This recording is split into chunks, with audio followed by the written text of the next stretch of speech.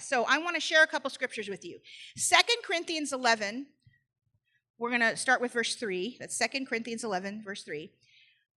But I am afraid that just as Eve was deceived by the serpent's cunning, your minds may somehow be led astray from your sincere and pure devotion to Christ.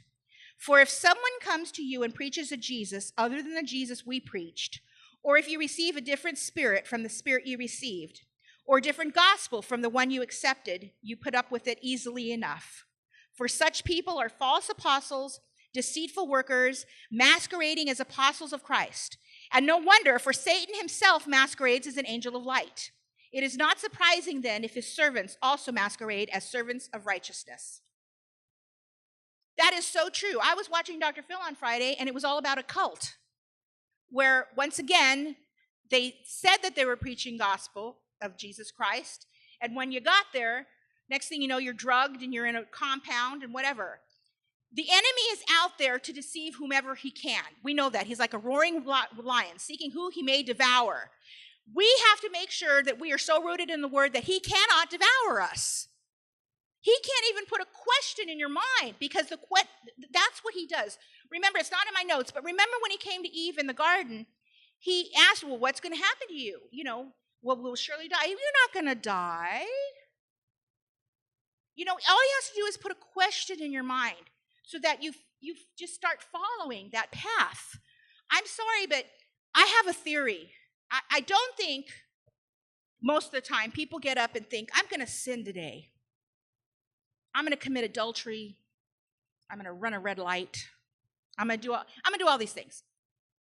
I think you get broken down and get more and more used to smaller things so that when the big thing comes, it's not that big of a jump for you.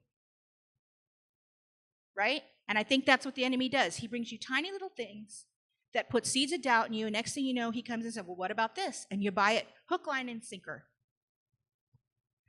There was a question on Facebook the other day, was there even a hell? I'm sorry, you don't hear hell preached much in churches anymore. Well, I'm going to tell you, there's a hell. There's a heaven, there's a hell. And 2 Peter 2:4 says, for if God did not spare angels when they sinned, but sent them to hell, putting them in chains of darkness to be held for judgment. Now, yes, hell was originally made for the angels that rebelled and for Satan, but it is our own actions in rejecting Jesus and his salvation which can put us in the position of being in that place. There is a hell. There is an antichrist. Okay? 1 John 2:18. Dear children, this is the last hour. And as you have heard that the Antichrist is coming, even now many Antichrists have come. This is how we know it is the last hour. I don't know if the Antichrist is really alive on earth right now, but I know there's a spirit of Antichrist everywhere you go. And whether he's here or not now, he's going to be. 1 John 2:22 says, who is the liar? If it is whoever denies that Jesus is the Christ, such a person is the Antichrist, denying the Father and the Son.